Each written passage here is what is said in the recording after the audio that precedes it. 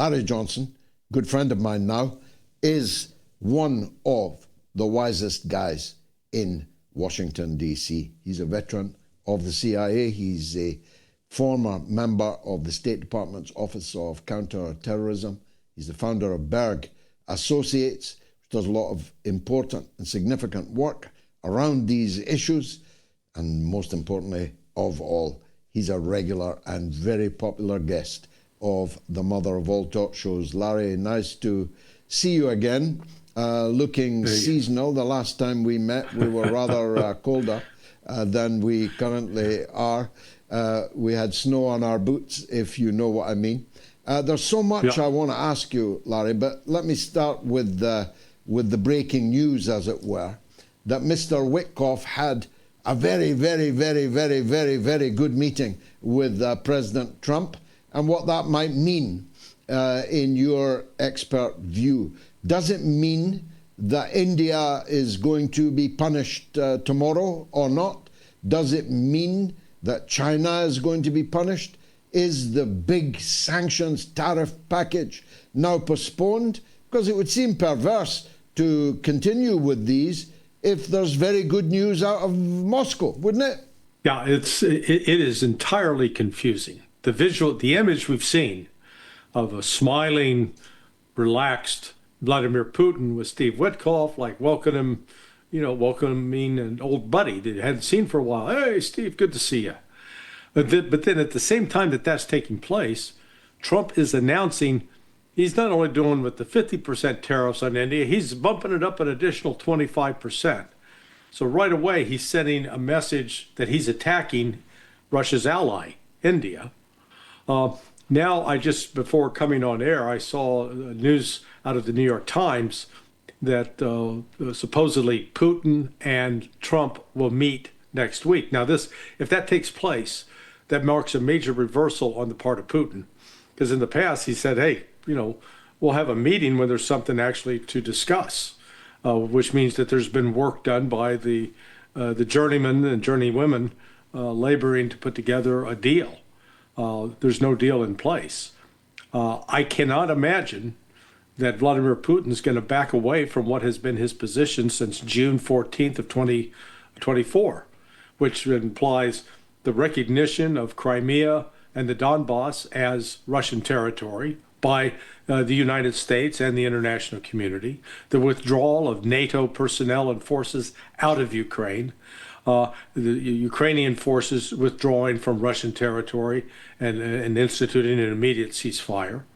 But we'll see. I'm afraid that if Putin did make concessions on those issues, I think he would very well be in a position to be removed from office, because I don't see the Russian military willing to go along with that kind of program at all. No, especially given the price in blood and treasure and breach of all relations, basically, with all Western countries, and the fact that Russia is winning on the battlefield quite a rate of knots. What's the front line looking like to you? Yeah, it is. We go back a couple of years, you would see Russia's military activities concentrated in like one spot, say Bakhmut, or then the following year it was Avdiivka. Right now, what you're seeing is that they're concentrating activity in at least 8 or 9 different areas at significant levels. It would be on par with what we saw with respect to the battles surrounding Bakhmut and Avdiivka, with the difference being Russia has now perfected the technique of integrating not just drone warfare where the drones attack positions, but drones using surveillance ahead of the ground forces. So, imagine you walk out of your home, onto your street, and you've got a gun and you have to take the street, take control of it. You don't know what's up at the end. But now with the drone flies up, tells you, hey, George, here, there's nobody here, or the ambush is sitting up here on the left. So then how to attack it and can do it much more efficiently without putting yourself at risk. And that's why we've seen a dramatic fall off in Russian casualties this year compared to previous years.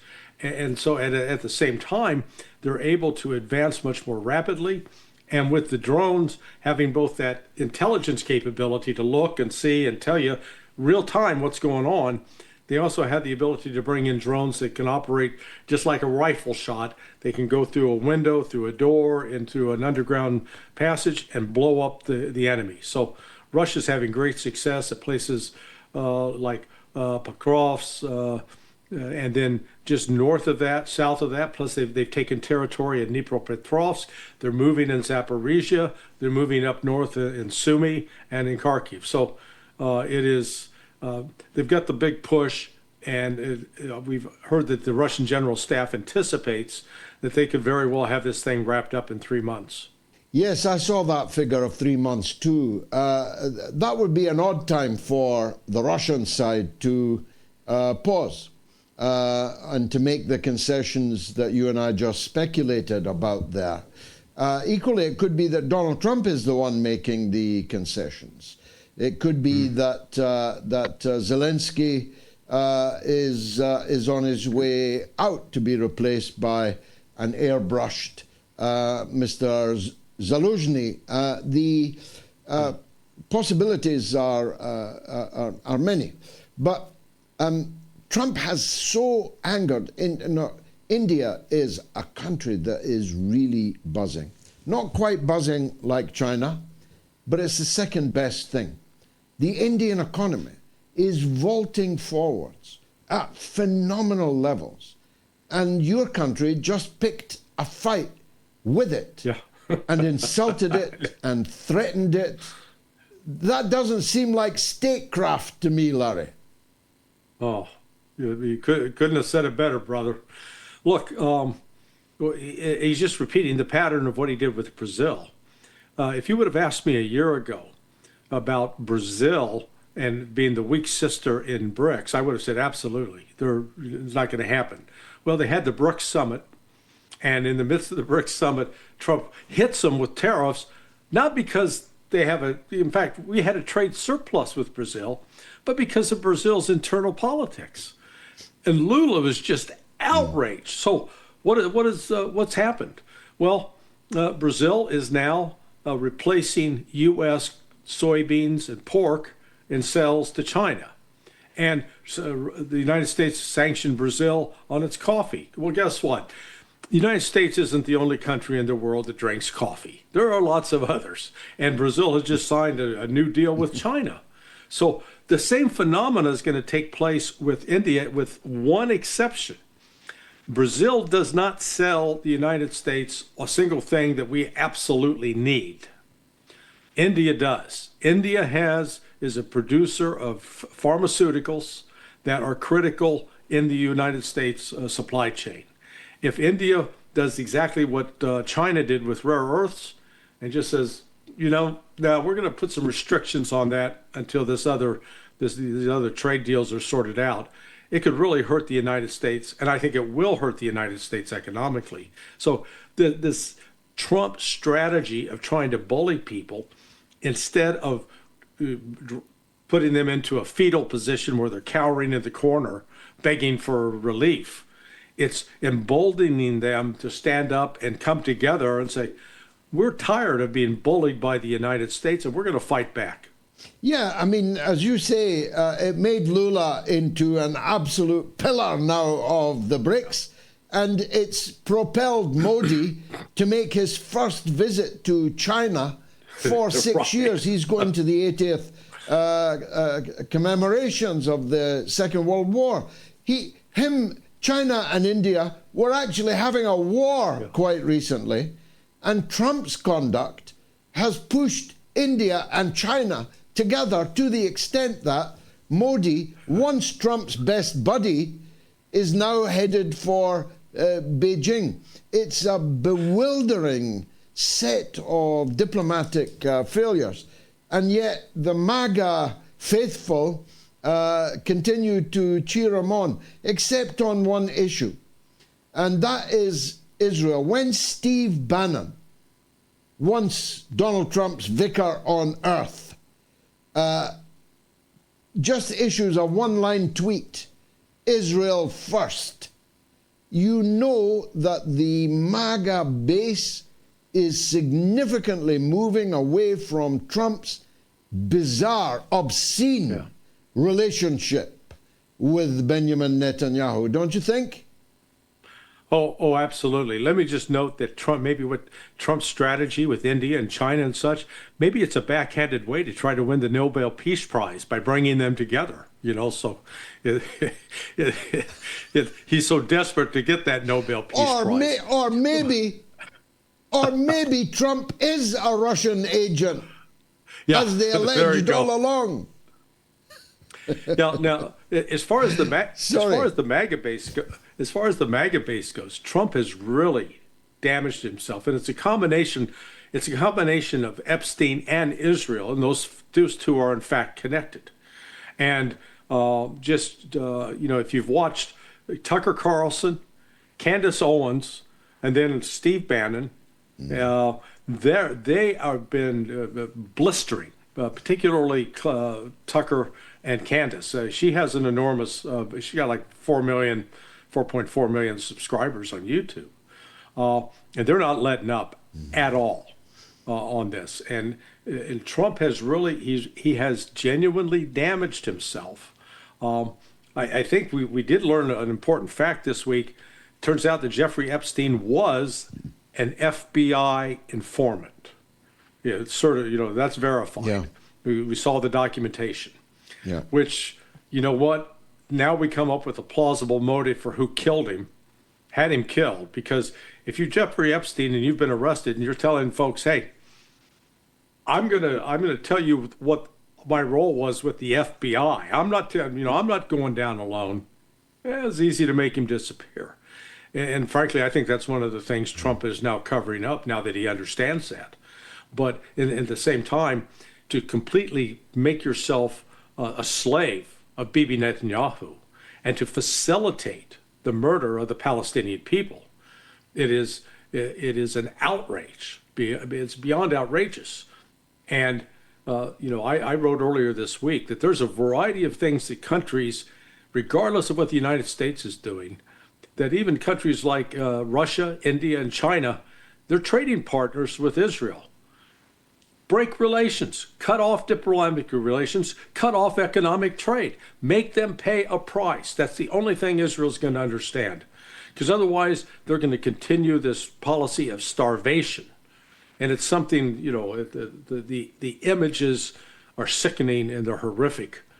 And anybody that's ever been around people that have been on the verge of starvation, as I have, it's something that it's for the world to stand by idly and do nothing. It's a sin. A sin indeed. Staying on Epstein for a moment, although some people say it's all about Miriam Adelson's $100 million. But I take the view that eaten bread is soon forgotten.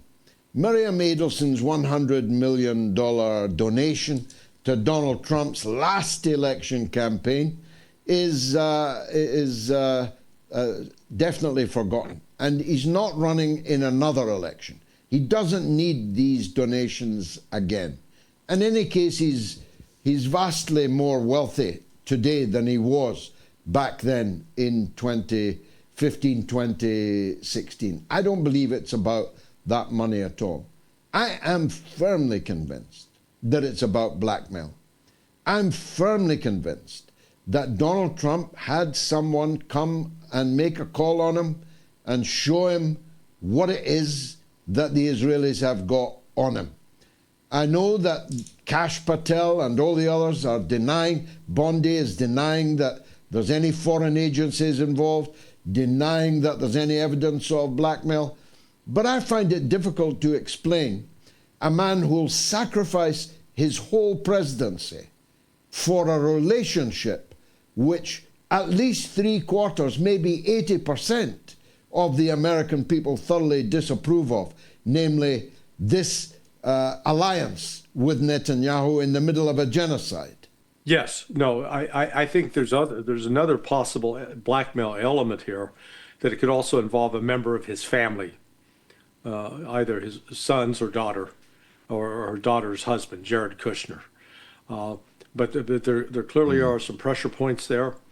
The other thing, though, we're looking at is increasing erratic behavior on the part of Donald Trump.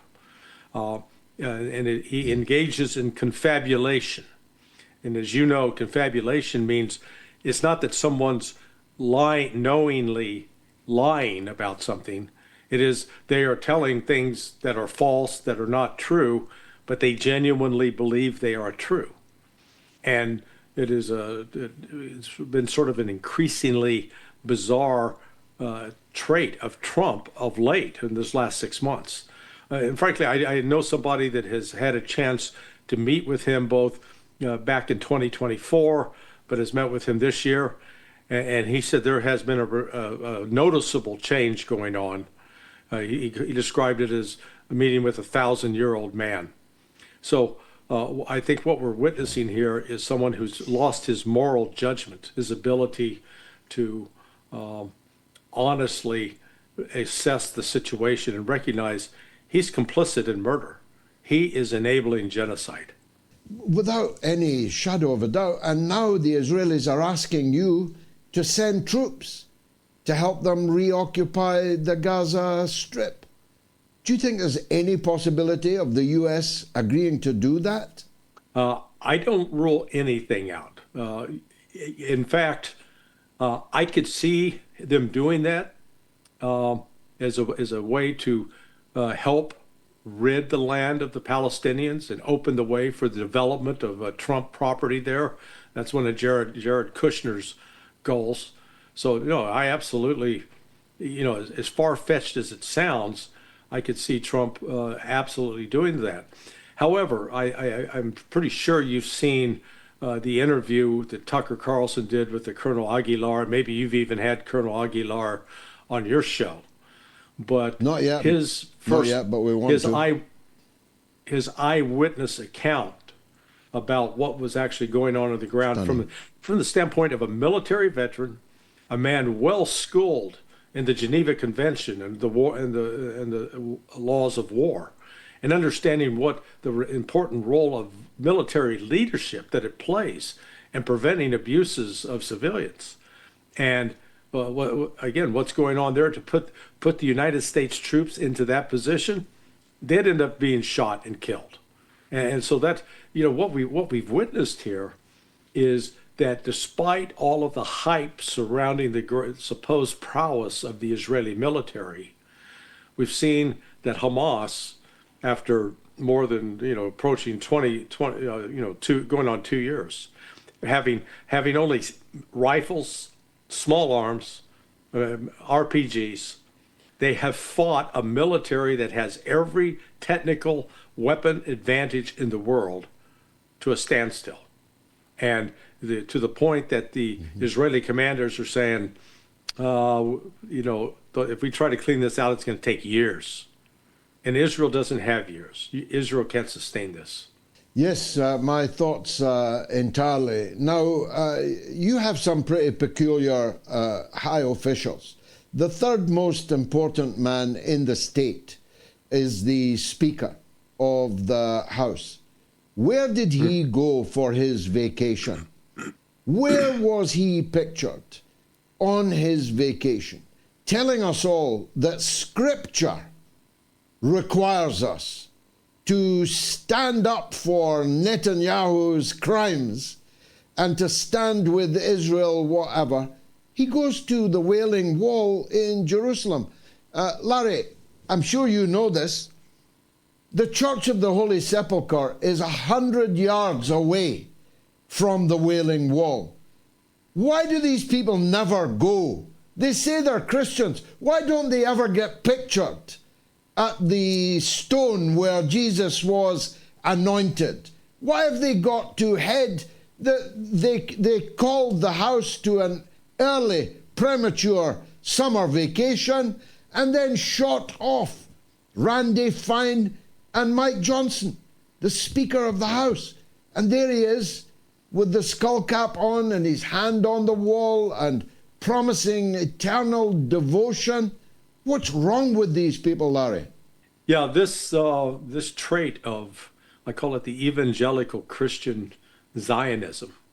I grew up in a sect that was very much that way, and I call us the Exodus generation because we were raised with the movie Exodus that featured Paul Newman and told the story, portrayed Israel as David, the nasty Arabs as Goliath, and this inspiring, we've got to stand with Israel. Now, so, I'm 70, and people my age, a little younger, that did shape their view. I've heard, John Mearsheimer's talked about it as well. The current generation doesn't have that necessarily, but when you get into this Christian, I don't want to offend people by calling it nonsense, but this Old Testament nonsense that there's a God who is supposedly is creator of all people, yet this God decided that this one particular group of people is so much more special than everybody else. Then, in fact, God gives us commandments, thou shalt not kill, except, you guys go ahead, kill all the Amaleks you want, because even though I created them, they're no good. I try to be a rational person. I find that nonsensical. And the real irony in this is so many of these Zionists actually do not believe in the Torah and they don't believe in God. They're atheists. And yet they take what is written in this book, which was written by Jewish scholars while they were in captivity in Babylon, and they take that as, well, it's relevant for today. And then you get people like Michael Johnson, no relation to me, by the way. Let me get that disclaimer in there. But Michael Johnson saying, well, the scriptures say so. And it shows he doesn't even know how to read the scriptures because the scriptures say nothing about the Jews. It says only Abraham. And as I recall, Abraham had 2 sons. And one of those sons, the Muslims are the descendants of him. So, we got to get away from using these ancient texts as a justification for our current bad deeds. Absolutely ludicrous. Now, the 1,000-year-old man may or may not last the whole term, but he's already indicated that although he'd love to run again, he doesn't think he's going to. And he appears to have anointed his vice president, J.D. Vance, who's been mighty quiet of late, I should say, but foisted upon him a running mate, little Marco Rubio. Trump says that's the dream ticket. I very much doubt that J.D. Vance will agree to be lumbered with little Marco. Do you agree? Yes. I think J.D. Vance, apart from the fact that he's married to a woman of Indian descent and has family members who are actually now in India, is not too happy with how Trump's policies are affecting that part of his family. But I guess to his credit, he is being a loyal vice president, and at times that means you got to try to defend the indefensible. But I think overall he's shown the instincts that these perpetual wars he's not in favor of, and he will, I think he has exerted what influence he could. Again, I can't express enough alarm on my part about Trump's deteriorating mental condition, because his judgment is definitely off, and he's making some pretty irrational statements. We're going to know here in about an hour he's supposed to make a speech, and we'll give a summary of what was discussed today with Vladimir Putin. So we'll have a better idea if we actually have any prospect for peace on the horizon. Absolutely so. Speaking of the Democrats, as we weren't, because nobody does, because they're completely irrelevant in American politics at this moment, is there any sign of anyone emerging as a Democrat candidate for the presidency with any credibility? No, not yet. I mean, this is what's been fascinating is you've seen Trump. He started to his popularity is falling, and normally when that happens, you see the popularity on the Democrat side going up. They're not moving the needle at all over there either. I think there is a growing disgust with just the status quo of the politics, the recognition that Trump is behaving just like one of the old, mainstream politicians. And people really are longing for a change. That's why somebody as radical as this Mamdani fellow up in New York City, who's an avowed socialist, they keep the establishment's doing everything they can to try to sabotage him. I think short of killing him, he's going to win. And then, once he Sure, wins, he's going to win. He's going to win big, Larry. Yeah. He's going to win big. I think you're right. 50% of the Jews in New York City are going to vote for him. And yet he's got the New York Post, the New York Times, the CNN. Everybody is trying to destroy him. And he's just getting stronger. It is a remarkable, remarkable business. Well, we'll keep up to date, Larry. I hope to see you soon. Nice of you to come on the Mother of All Talk Shows again.